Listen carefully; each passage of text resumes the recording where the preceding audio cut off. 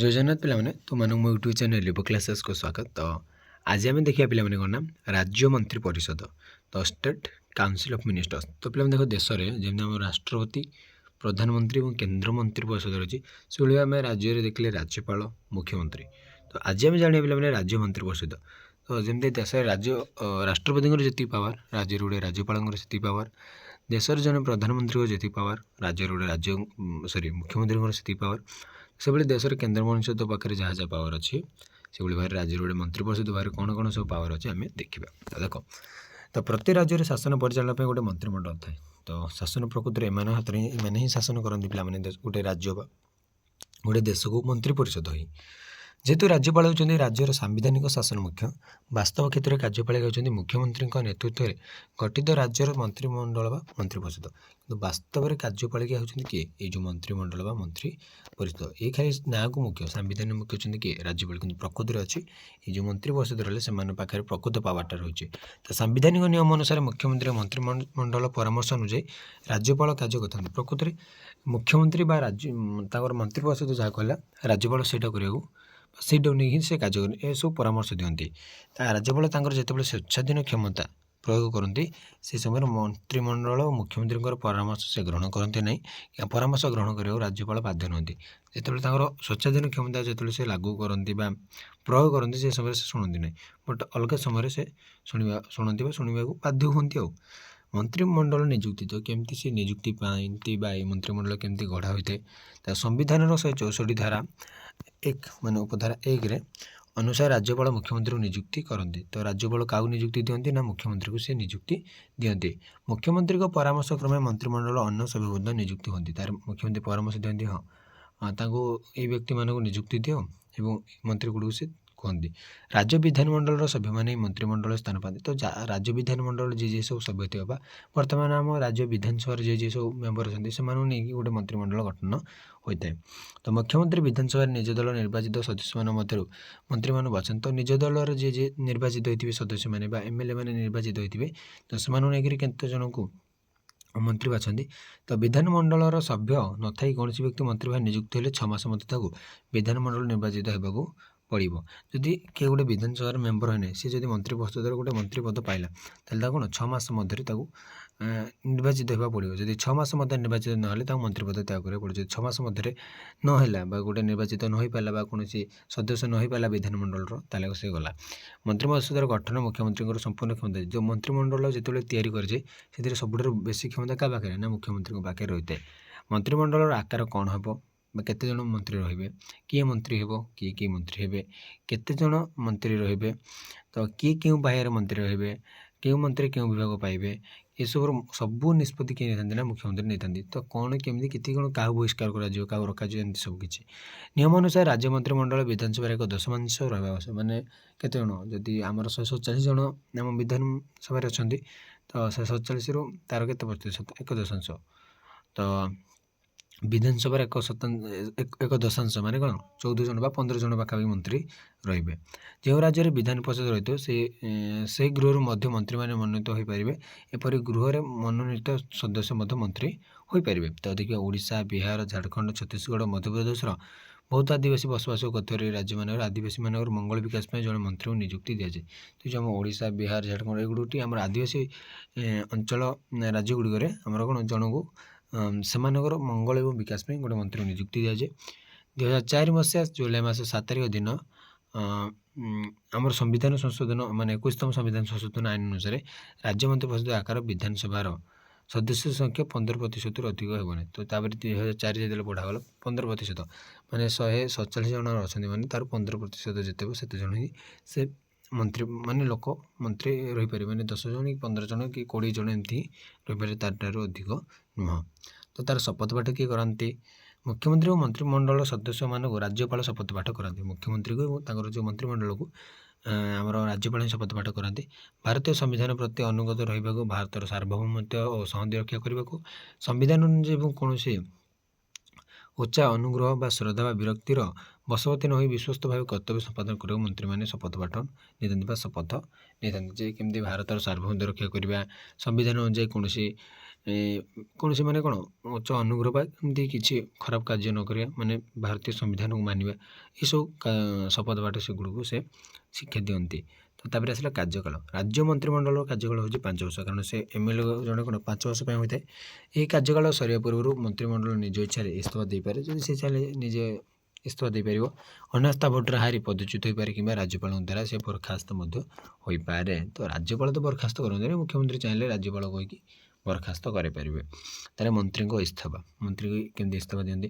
ତ ମନ୍ତ୍ରିମଣ୍ଡଳ ଅଦଳ ବଦଳ ସମୟରେ ମୁଖ୍ୟମନ୍ତ୍ରୀ ଚାହିଁଲେ ଯେକୌଣସି ମନ୍ତ୍ରୀକୁ ତାଙ୍କ ମନ୍ତ୍ରିମଣ୍ଡଳରୁ ଇସ୍ତଫା ଦେଇଦେବେ, ହେଲା, ମାନେ ବାହାର କରିଦିଅନ୍ତି।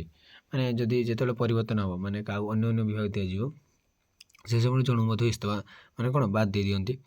ମନ୍ତ୍ରୀମାନେ ମଧ୍ୟ ମୁଖ୍ୟମନ୍ତ୍ରୀଙ୍କ ନିର୍ଦ୍ଦେଶରେ ଇସ୍ତଫା ଦେଇଥାନ୍ତି। ମନ୍ତ୍ରୀମାନଙ୍କ ଇସ୍ତଫା ପତ୍ରକୁ ମୁଖ୍ୟମନ୍ତ୍ରୀ ଗ୍ରହଣ କଲେ ରାଜ୍ୟପାଳ ଅନୁମୋଦନ ପାଇଁ ପଠାଇଥାନ୍ତି। ମୁଖ୍ୟମନ୍ତ୍ରୀଙ୍କ ସହିତ ମନ ଅମେଳ ହେଲେ ମନ୍ତ୍ରୀ ସ୍ୱଇଚ୍ଛାରେ ମନ୍ତ୍ରିମଣ୍ଡଳ ଇସ୍ତଫା ଦେଇଥାନ୍ତି, କିନ୍ତୁ ମୁଖ୍ୟମନ୍ତ୍ରୀ ଇସ୍ତଫା ଦେଲେ ମନ୍ତ୍ରିମଣ୍ଡଳ ବିଲୟ ଘଟେ। ଯଦି ମୁଖ୍ୟମନ୍ତ୍ରୀ ଇସ୍ତଫା ଦେଇଦେଲା ତାହେଲେ ସମସ୍ତେ ଇସ୍ତଫା ଦେବା ବାଧ୍ୟ। ତ ଯଦି ଏମାନେ ଚାହିଁଲେ ଯଦି ନିଜ ଇଚ୍ଛାରେ ଦେଇପାରିବେ ବା ମୁଖ୍ୟମନ୍ତ୍ରୀ ଚାହିଁଲେ ମଧ୍ୟ କାଢ଼ିପାରିବେ। ଏଇଥିରେ ଏମିତି ରହିଛି। ତ ମନ୍ତ୍ରିମଣ୍ଡଳର ସଂଗଠନ ଦେଖ। ତ ମନ୍ତ୍ରିମଣ୍ଡଳର 3ଟି ଶ୍ରେଣୀରେ ବିଭକ୍ତ ହୋଇଥାଏ। ଏହି 3ଟି ପାହ୍ୟାର ମନ୍ତ୍ରୀମାନେ ହେଲେ କ୍ୟାବିନେଟ୍ ମନ୍ତ୍ରୀ, ରାଷ୍ଟ୍ରମନ୍ତ୍ରୀ ଏବଂ ଉପମନ୍ତ୍ରୀ। ତ କ୍ୟାବିନେଟ୍ ହେଉଛି ସମଗ୍ର ମନ୍ତ୍ରିମଣ୍ଡଳର ପ୍ରାଣ କେନ୍ଦ୍ର। ତ କହିବାକୁ ଗଲେ କ୍ୟାବିନେଟ୍ ହେଉଛି ତାଙ୍କର ପ୍ରାଣ କେନ୍ଦ୍ର। କ୍ୟାବିନେଟ୍ ବୈଠକରେ ରାଜ୍ୟ ଶାସନର ସମସ୍ତ ଗୁରୁତ୍ୱପୂର୍ଣ୍ଣ ନିଷ୍ପତ୍ତି, ମାନେ ରାଜ୍ୟଟା କେମିତି ଶାସନ କରାଯିବ ସେଠି ସବୁ କ୍ୟାବିନେଟ୍ ବୈଠକରେ ସବୁ ବସିବ। ତ ମୁଖ୍ୟମନ୍ତ୍ରୀ କ୍ୟାବିନେଟ୍ ବୈଠକରେ ସ୍ଥାନ ଓ ସମୟ ଧାର୍ଯ୍ୟ କରନ୍ତି, କେଉଁଠି ମିଟିଂଟା ହେବ ଏବଂ କେତେ ସମୟଟା। ସେ କ୍ୟାବିନେଟ୍ ବୈଠକରେ ଅଧ୍ୟକ୍ଷତା ମଧ୍ୟ କରନ୍ତି। ମୁଖ୍ୟମନ୍ତ୍ରୀ ଦ୍ୱାରା ପ୍ରସ୍ତୁତ କାର୍ଯ୍ୟସୂଚୀ ଅନୁଯାୟୀ ବୈଠକ ଚାଲେ। ସେ ଯେଉଁ କାର୍ଯ୍ୟସୂଚୀ ତିଆରି କରିଥିବେ ସେ ଅନୁଯାୟୀ ଚାଲିବ। କେବଳ କ୍ୟାବିନେଟ୍ ପାହ୍ୟାର ମନ୍ତ୍ରୀମାନେ କ୍ୟାବିନେଟ୍ ବୈଠକ ଯୋଗ ଦିଅନ୍ତି ଓ ଆଲୋଚନାରେ ଭାଗ ନିଅନ୍ତି। ତ ଯେ କ୍ୟାବିନେଟ୍ ପାହ୍ୟାର ମନ୍ତ୍ରୀ ଥିବେ ସେମାନେ ହିଁ ଆସିପାରିବେ। ରାଷ୍ଟ୍ରମନ୍ତ୍ରୀମାନେ ସ୍ୱତନ୍ତ୍ର ଭାବରେ ନିମନ୍ତ୍ରିତ ହୋଇ କ୍ୟାବିନେଟ୍ ବୈଠକ ଯଦି କାହାକୁ ଯଦି ସ୍ପେଶାଲ୍ ତାଙ୍କୁ ଯଦି ଇନଭାଇଟ୍ କରିଥିବ ତାହେଲେ ରାଷ୍ଟ୍ରମନ୍ତ୍ରୀମାନେ ମଧ୍ୟ ଆସିଥାନ୍ତି। ତ ତାପରେ ଆସିଲା ସାମୂହିକ ଦାୟିତ୍ୱ।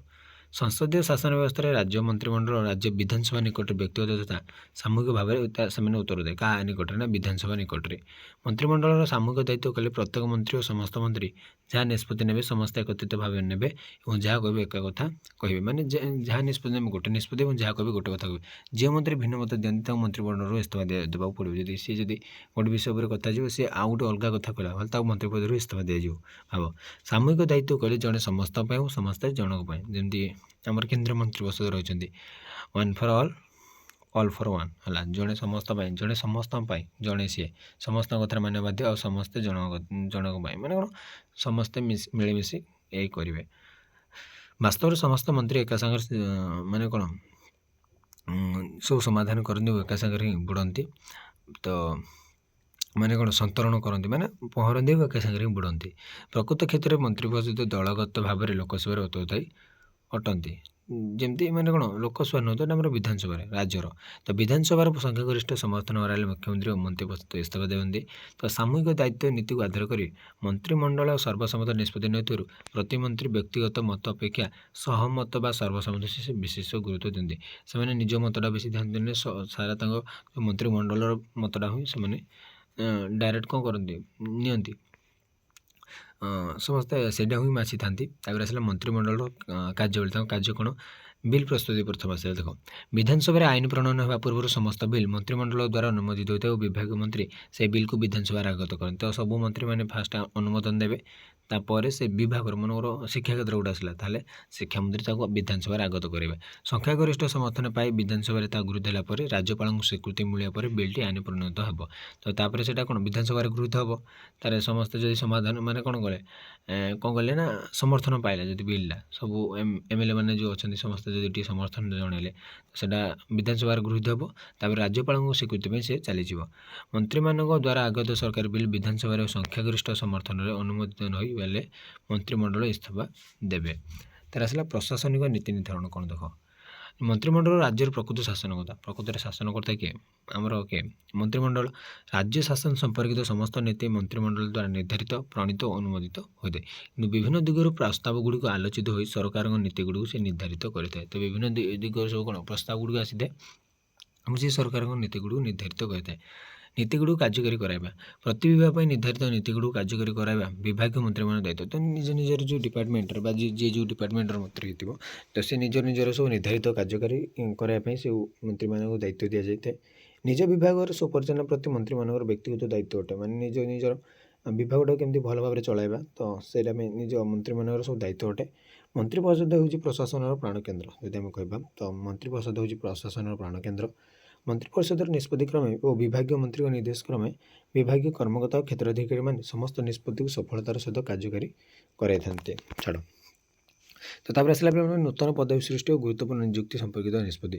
ତ ଗୁରୁତ୍ୱପୂର୍ଣ୍ଣ ନୂତନ ପଦବୀର ସୃଷ୍ଟି ଓ ଅନେକ ଗୁରୁତ୍ୱପୂର୍ଣ୍ଣ ସମ୍ପର୍କିତ ନିଷ୍ପତ୍ତି ମନ୍ତ୍ରିପରିଷଦ ସାମୂହିକ ଭାବରେ ନେଇଥାଏ। ମନ୍ତ୍ରିପରିଷଦ ହିଁ ସେଇଟା ସାମୂହିକ ଭାବରେ ନେଇଥାଏ। ସେପରି ବରିଷ୍ଠ ପ୍ରଶାସନିକ ପଦାଧିକାରୀମାନଙ୍କୁ ନିଯୁକ୍ତି, ପଦୋନ୍ନତି ବା ସେମାନଙ୍କ ବିରୋଧରେ ଶୃଙ୍ଖଳାଗତ କାର୍ଯ୍ୟାନୁଷ୍ଠାନ ଇତ୍ୟାଦି ନିଷ୍ପତ୍ତି ସବୁ ମନ୍ତ୍ରିମଣ୍ଡଳ ନେଇଥାଏ। ମନ୍ତ୍ରିମଣ୍ଡଳ ମଧ୍ୟ ବହୁତ ବଡ଼ ବଡ଼ ନିଷ୍ପତ୍ତି, ବଡ଼ ବଡ଼ ଅଧିକାରୀମାନେ ନିଯୁକ୍ତି କରିବା, ସେମାନଙ୍କୁ ପଦୋନ୍ନତି କରିବା, ଏଗୁଡ଼ିକ ହେଲା। ବଜେଟ୍ ପ୍ରସ୍ତୁତି। ରାଜ୍ୟର ମନ୍ତ୍ରିପରିଷଦମାନେ ରାଜକୋଷ ବା ଷ୍ଟେଟ୍ ଟ୍ରେଜେରୀକୁ ନିୟନ୍ତ୍ରଣ କରିଥାନ୍ତି। ତ ରାଜ୍ୟର ଯେଉଁ ବାର୍ଷିକ ଆୟ ଅଟକଳ ବା ବଜେଟ୍ଟା ମନ୍ତ୍ରିମଣ୍ଡଳରେ ହିଁ ନିଷ୍ପତ୍ତି କ୍ରମେ ସ୍ଥିର ହୋଇଥାଏ। ଏହି ବଜେଟ୍ରେ ପ୍ରାୟ ପ୍ରଧାନମନ୍ତ୍ରୀଙ୍କ ଅଧୀନରେ ଥିବା ମନ୍ତ୍ରୀଙ୍କ ଅଧୀନରେ ଥିବା ବିଭାଗଗୁଡ଼ିକ ବାର୍ଷିକ ଆୟ ଅନ୍ତର୍ଭୁକ୍ତ କରିଥାଏ। ମାନେ ଯେଉଁ ଏଇଟା ଆମର ରହିଛି ବଜେଟ୍ଟା କ'ଣ ଆମର ଅର୍ଥମନ୍ତ୍ରୀ ସେ ଯାଇଥାନ୍ତି। ନୂତନ ଟିକସ, ଆୟବ୍ୟୟର ଅଟକଳ ଓ ଅର୍ଥ ବିଲ୍ ପ୍ରସନ୍ନ ଇତ୍ୟାଦି ରାଜ୍ୟ ମନ୍ତ୍ରିମଣ୍ଡଳ ଅନୁପ୍ରାଣିତ ହେବା ପରେ ଅର୍ଥମନ୍ତ୍ରୀଙ୍କ ଦ୍ୱାରା ସେଇଟା ବିଧାନସଭାରେ ଆଗତ ହେବ। ତା'ର ଆସିଲା ନିର୍ବାଚନ ଇସ୍ତାହାର କୁ କାର୍ଯ୍ୟକାରୀ କରିବା। ନିର୍ବାଚନ ସମୟରେ ଜନସାଧାରଣଙ୍କୁ ଦିଆଯାଇଥାଏ ନିର୍ବାଚନ ପ୍ରତିଶ୍ରୁତି ଓ ନିର୍ବାଚନ ଇସ୍ତାହାରଗୁଡ଼ିକୁ କାର୍ଯ୍ୟକାରୀ କରାଇବା ଦାୟିତ୍ୱ ମନ୍ତ୍ରୀମାନେ ଯେଉଁ ଦେଇଥିବେ। ତୁମକୁ ଯାହା ସବୁ ସେସବୁ ଗୋଟେ ନିର୍ବାଚନକୁ କାର୍ଯ୍ୟକାରୀ ଇସ୍ତାହାର ଦେଇଥିବେ। ଇସ୍ତାହାର ପତ୍ରରେ ଆମେ ଏଇଟା କରିବୁ କି ସେଇଟା କରିବୁ, ଯେଉଁ ଲୋକମାନଙ୍କୁ ପ୍ରତିଶ୍ରୁତି ଦେଇଥିବେ ସେଇଟାକୁ କାର୍ଯ୍ୟକାରୀ କରାଇବେ। ଶାସକ ଦଳ ମନ୍ତ୍ରିମଣ୍ଡଳ ନିଆଯାଇଥିବା ନିଷ୍ପତ୍ତି କ୍ରମେ ଏସବୁ କାର୍ଯ୍ୟ ତୁଲାଇଥାନ୍ତି। ତା ସହିତ ଅଧ୍ୟାଦେଶ ଅନୁମୋଦନ। ରାଜ୍ୟପାଳଙ୍କ ଦ୍ୱାରା କୌଣସି ଅଧ୍ୟାଦେଶ ଜାରି ହେବା ପୂର୍ବରୁ ସେ ମନ୍ତ୍ରିମଣ୍ଡଳ ବୈଠକରେ ଆଲୋଚିତ ହୋଇ ଅନୁମୋଦନ ହୋଇଯାଇଥାଏ। ହେଲା। ରାଜ୍ୟର ବିଭିନ୍ନ ସ୍ଥାନର ଉତ୍ସ ବ୍ୟକ୍ତି ସଭା ସମିତିରେ ଯୋଗ ଦେଇ ହେଲା ନିଜର ବିଭାଗୀୟ କର୍ମଚାରୀଙ୍କ କାର୍ଯ୍ୟ ନିର୍ଦ୍ଧାର କରି ମନ୍ତ୍ରୀମାନେ ନିଜର କାର୍ଯ୍ୟ ତୁଲାଇଥାନ୍ତି ବା ଜନସାଧାରଣଙ୍କ ଅଭାବ ଓ ଅସୁବିଧା ପ୍ରତି ସଜାଗ ରୁହନ୍ତି ଓ ଆବଶ୍ୟକ ନିର୍ଦ୍ଦେଶନାମା ସବୁ ଜାରି କରନ୍ତି। ତାପରେ ଆସିଲା ଶାସନର କେମିତି ସେମାନେ ନିୟନ୍ତ୍ରଣ କରନ୍ତି। ବ୍ୟବସ୍ଥାପକ ଦ୍ୱାରା ଗୃହୀତ ନିଷ୍ପତ୍ତିକୁ କାର୍ଯ୍ୟକାରୀ କରିବା ଦାୟିତ୍ୱ ମନ୍ତ୍ରୀମାନଙ୍କର ଉପରେ ନ୍ୟସ୍ତ ଥାଏ। ପ୍ରତ୍ୟେକ ବିଭାଗ ପାଇଁ ଜଣେ ମନ୍ତ୍ରୀ ଥାନ୍ତି ଓ ସେମାନେ ନିଜ ବିଭାଗର ନିଷ୍ପତ୍ତିକୁ କାର୍ଯ୍ୟକାରୀ କରାନ୍ତି। ଶାସନଟାକୁ ସେମାନେ ଚଳାନ୍ତି କହିବାକୁ ଗଲେ। ତ ପ୍ରଶାସନିକ ବିଭାଗମାନଙ୍କୁ ସଂଯୋଜକ। ରାଜ୍ୟ ପ୍ରଶାସନର ବିଭିନ୍ନ ବିଭାଗର ପ୍ରଶାସନିକ ଅଧିକାରୀ ଓ ମନ୍ତ୍ରୀମାନଙ୍କ ମଧ୍ୟରେ ବିବାଦ ଦେଖାଦେଲେ ମନ୍ତ୍ରିମଣ୍ଡଳରେ ତା ସମାଧାନ ହୁଏ। ଯଦି ଯେଉଁ ବଡ଼ ବଡ଼ ଅଫିସର ଯେଉଁ ଆମର ପ୍ରଶାସନିକ ଅଧିକାରୀ ଅଛନ୍ତି ବା ସେକ୍ରେଟାରୀ ବା ବଡ଼ ବଡ଼ ଅଫିସର ଯିଏ ଅଛନ୍ତି ସେମାନଙ୍କ ଭିତରେ ଯାଉ ମନ୍ତ୍ରୀମାନଙ୍କ ଭିତରେ ଯଦି କିଛି ଝଗଡ଼ା ଲାଗିଲା ବା ବିବାଦ ଦେଖାଦେଲା ତାହେଲେ ମନ୍ତ୍ରିମଣ୍ଡଳ ସେଇଟା ସମାଧାନ ହେବ। ବିଭିନ୍ନ ବିବାଦ ମଧ୍ୟରେ ସମନ୍ୱୟ ରକ୍ଷା କରିବା ମନ୍ତ୍ରିମଣ୍ଡଳ ଗୋଟେ ଅନ୍ୟ ଏକ କାର୍ଯ୍ୟ। ତ ବିଭିନ୍ନ ବିଭାଗ ବା ବିଭିନ୍ନ ଯେଉଁ ତାଙ୍କ ଡିପାର୍ଟମେଣ୍ଟ ଗୁଡ଼ିକ ରହିଛି ସେ ଭିତରେ ସମନ୍ୱୟ ରକ୍ଷା କରିବା ତା ମନ୍ତ୍ରିମଣ୍ଡଳ ଗୋଟେ ଅନ୍ୟ ଏକ କାର୍ଯ୍ୟ। ସରକାରୀ ନୀତିର ପ୍ରବକ୍ତା ସେ। ସରକାରୀ ନୀତିଗୁଡ଼ିକୁ ଯେପରି ଠିକ୍ ଭାବରେ କାର୍ଯ୍ୟକାରୀ କରାଇବା ସେଥିପ୍ରତି ମନ୍ତ୍ରିମଣ୍ଡଳ ଯତ୍ନବାନ ହୋଇଥାଏ। ମନ୍ତ୍ରିମଣ୍ଡଳ ସାମୂହିକ ଭାବେ ସରକାରୀ ନୀତିକୁ ସମର୍ଥନ ଜଣାଇଥାନ୍ତି ଏବଂ ବିରୋଧୀ ଦଳକୁ ସରକାରୀ ନୀତି ସମ୍ପର୍କରେ ସ୍ପଷ୍ଟୀକରଣ ଦେବା ପାଇଁ ମନ୍ତ୍ରୀମାନଙ୍କର ଗୋଟେ ମୁଖ୍ୟ କାର୍ଯ୍ୟ। ତା ସହିତ ବିଧାନସଭା ବୈଠକରେ ସେ ରାଜ୍ୟପାଳଙ୍କୁ ପରାମର୍ଶ ଦେଇଥାନ୍ତି। ବିଧାନସଭା ଆହ୍ୱାନ କରିବା, ସ୍ଥଗିତ ରଖିବା, ଭାଙ୍ଗିବା ସମ୍ପର୍କରେ ରାଜ୍ୟ ମନ୍ତ୍ରିମଣ୍ଡଳ ନିଷ୍ପତ୍ତି ନେଇଥାଏ ଏବଂ ଏହି ସଂକ୍ରାନ୍ତରେ ସେ ରାଜ୍ୟପାଳ ମନ୍ତ୍ରିମଣ୍ଡଳର ପରାମର୍ଶକ୍ରମେ କାର୍ଯ୍ୟ କରନ୍ତି। ମନ୍ତ୍ରିପରିଷଦ ଯାହା କହିବେ ରାଜ୍ୟପାଳ ସେଇଟା କରିବେ। ଯୋଜନା ଓ ରୂପରେଖ। ରାଜ୍ୟର ସମସ୍ତ ଯୋଜନା ରୂପରେଖ ମନ୍ତ୍ରିମଣ୍ଡଳ ବୈଠକରେ ସ୍ଥିର କରିଥାନ୍ତି ଏବଂ ମନ୍ତ୍ରିମଣ୍ଡଳ ବିଭିନ୍ନ ସମୟରେ ଯୋଜନାଗୁଡ଼ିକୁ ମୂଲ୍ୟାୟନ କରି ସେଗୁଡ଼ିକ ଯେପରି ଠିକ୍ ଭାବରେ କାର୍ଯ୍ୟକାରୀ ହେବ ସେଥିପ୍ରତି ସେ ଉଚିତ ପଦକ୍ଷେପ ନିଏ। ତାର ଆସିଲା ମନ୍ତ୍ରିମଣ୍ଡଳର ରାଜ୍ୟପାଳଙ୍କ ସହିତ ସମ୍ପର୍କ କ'ଣ? ବହୁତ ଇମ୍ପୋର୍ଟାଣ୍ଟ ପିଲାମାନେ ଏଇଟା। ରାଜ୍ୟପାଳ ମନ୍ତ୍ରିମଣ୍ଡଳ ଅଙ୍ଗାଙ୍ଗୀ ଭାବେ ଜଡ଼ିତ ହେଲା। ଯେମିତି ଆମେ ଦେଖିବା ରାଷ୍ଟ୍ରପତି ଏବଂ କେନ୍ଦ୍ରମନ୍ତ୍ରୀଙ୍କ ସହିତ ଦେଶରେ ଯେମିତି ପୁରା ଜଡ଼ିତ ଅଙ୍ଗାଙ୍ଗୀ ଭାବେ ସେମିତି ସାମ୍ବିଧାନ ନିୟମ ଅନୁସାରେ ରାଜ୍ୟପାଳଙ୍କ ମନ୍ତ୍ରୀମାନେ ନିଜ ନିଜ ପଦବୀରେ ଥାନ୍ତି ହେଲା। ରାଜ୍ୟପାଳଙ୍କ ଦେଖାଯାଏ ପିଲାଟି କିନ୍ତୁ ଯେପର୍ଯ୍ୟନ୍ତ ମନ୍ତ୍ରିମଣ୍ଡଳ ପଛରେ ବିଧାନସଭାର ସଂଖ୍ୟାଗରିଷ୍ଠତା ସଭ୍ୟଙ୍କ ସମର୍ଥନ ରହିଛି ସେ ପର୍ଯ୍ୟନ୍ତ ରାଜ୍ୟପାଳ ମନ୍ତ୍ରିମଣ୍ଡଳକୁ ବରଖାସ୍ତ କରିପାରେ। ଯଦି ସମର୍ଥନ ଭାଙ୍ଗିଗଲା, ବିଧାନସଭା ଯଦି ସମର୍ଥନ ଭାଙ୍ଗିଗଲା ବା ସଂଖ୍ୟାଗରିଷ୍ଠତା ରହିଛି ସେ ପର୍ଯ୍ୟନ୍ତ ମନ୍ତ୍ରିମଣ୍ଡଳକୁ ସେ ବରଖାସ୍ତ କରିପାରିବେ ନାହିଁ। ବିଧାନସଭା 5 ବର୍ଷର କାର୍ଯ୍ୟକାଳ ସମୟସୀମା ପୂରଣ ହେବା ପୂର୍ବରୁ ମୁଖ୍ୟମନ୍ତ୍ରୀ ମନ୍ତ୍ରିପରିଷଦର ପରାମର୍ଶ ଗ୍ରହଣ କରି ରାଜ୍ୟପାଳ ବିଧାନସଭାକୁ ଭାଙ୍ଗି ଦେଇଥାନ୍ତି। ତ 5 ବର୍ଷ ନ ପୂରଣ ମଧ୍ୟ ସେଇଟା ଭାଙ୍ଗି ଦିଆଯାଇଥାଏ। ସେପରି 356 ଧାରା ଅନୁସାରେ ରାଜ୍ୟପାଳ ରାଷ୍ଟ୍ରପତିଙ୍କ ନିକଟକୁ ସେ ରାଜ୍ୟର ରାଷ୍ଟ୍ରପତି ଶାସନ ବିଷୟରେ ସେ ଜାରି କରିବା ପାଇଁ ଆବଶ୍ୟକ ଗୋପନୀୟ ରିପୋର୍ଟ ସେ ପ୍ରଦାନ କରନ୍ତି। କେବେ 356 ହେଲା। ନହେଲେ କ'ଣ ଜାତୀୟ ଜରୁରୀକାଳୀନ ପରିସ୍ଥିତି ଲାଗୁ ହେବ ହେଲା। ଯେତେବେଳେ ସେ ଗୋପନୀୟ ରିପୋର୍ଟଟା ପଠାଉଛନ୍ତି ସେ କାହାର ପରାମର୍ଶ ନେବେ ନାହିଁ। ଏହା ତାଙ୍କର ସମ୍ପୂର୍ଣ୍ଣ ଇଚ୍ଛାଧୀନ କ୍ଷମତା ହେଲା। ଏଇଟା ହେଉଛି ତାଙ୍କ ନିଜ ଇଚ୍ଛାର। ଏ ସଂକ୍ରାନ୍ତରେ ମନ୍ତ୍ରିମଣ୍ଡଳର ପରାମର୍ଶ ନେବାକୁ ସେ ବାଧ୍ୟ ନୁହନ୍ତି। ସେହିପରି ସଂସଦୀୟ ପରମ୍ପରା ଅନୁସାରେ ରାଜ୍ୟପାଳଙ୍କ ଦ୍ୱାରା ମୁଖ୍ୟମନ୍ତ୍ରୀ ନିଯୁକ୍ତି ହୁଅନ୍ତି ଓ ମନ୍ତ୍ରିମଣ୍ଡଳର ଅନ୍ୟ ମନ୍ତ୍ରୀମାନେ ମୁଖ୍ୟମନ୍ତ୍ରୀଙ୍କ ପରାମର୍ଶ କ୍ରମେ ରାଜ୍ୟପାଳଙ୍କ ଦ୍ୱାରା ନିଯୁକ୍ତି ହୁଅନ୍ତି। ତ ଏଇଟା ହେଉଛି ତାଙ୍କ ଭିତରେ ଯେଉଁ ସମ୍ପର୍କ ରହିଛି। ତ ଆଜି ପାଇଁ ପିଲାମାନେ କ୍ଲାସ୍ 2 ରଖିବା। ପରବର୍ତ୍ତୀ କ୍ଲାସ୍ରେ ଆମେ ୟୁନିଟ୍ 3 କ୍ଲାସ୍ ଷ୍ଟାର୍ଟ କରିବା। ତ ଆଜି ପାଇଁ କ୍ଲାସ୍ଟିକୁ ମୁଁ ଏଇଠି ରଖୁଛି। ରହୁଛି। ଜୟ ଜଗନ୍ନାଥ।